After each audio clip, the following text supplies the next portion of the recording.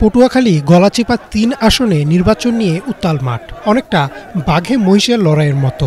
মানুষের মধ্যে চলছে চুলচেরা বিশ্লেষণ। কে পাবেন বিএনপি থেকে নমিনেশন, কে হবেন সংসদ সদস্য। নির্বাচনে নিজ নিজ অবস্থান টিকিয়ে রাখতে প্রার্থীদের সমাবেশ, পথসভা ও গণসংযোগে মুখরিত হয়ে উঠেছে পুরো উপজেলার রাজপথ।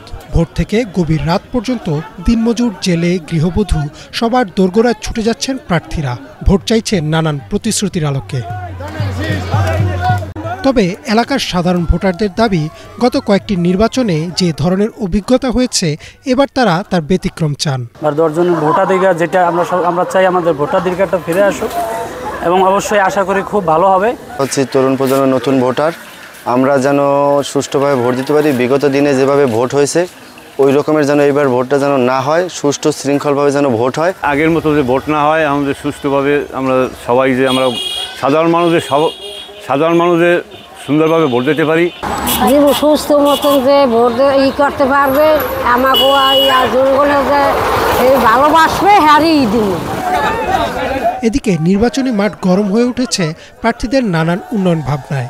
শিক্ষা, স্বাস্থ্য, অবকাঠামো, নদী ভাঙন, জেলেদের সমস্যা সবকিছু নিয়েই দিচ্ছেন নানান অঙ্গীকার।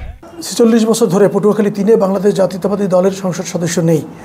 সুতরাং বাংলাদেশ জাতীয়তাবাদী দলের প্রত্যেকটি নেতাকর্মী ঐক্যবদ্ধ এবং তারা শেষ মুহূর্ত পর্যন্ত তারা মাঠে থাকবে এবং পটুয়াখালী ৩-এ নির্বাচন বাংলাদেশ জাতীয়তাবাদী দলের প্রার্থী থাকবে। এটি প্রত্যেকটি নেতাকর্মীর সিদ্ধান্ত এবং আমার ব্যক্তিগত সিদ্ধান্ত। আমার একেবারে জন্মস্থান এবং বেড়ে ওঠা এই গলাচিপা 10 মিনার এই জনপদেই, যে কারণে আমার মনে হয়েছে যে আমার আজকের যে পরিচিত এবং অবস্থান, এইটাকে কাজে লাগিয়ে অন্তত এই অনুন্নত চর অঞ্চলের পিছিয়ে পড়া মানুষের জন্য যদি কিছু করতে পারি, সেটা আমার জন্য একটা সন্তুষ্টির হবে এবং এই এলাকার মানুষ উপকৃত হবে।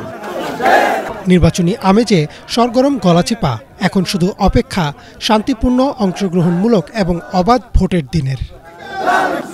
Desk report, Banglavision.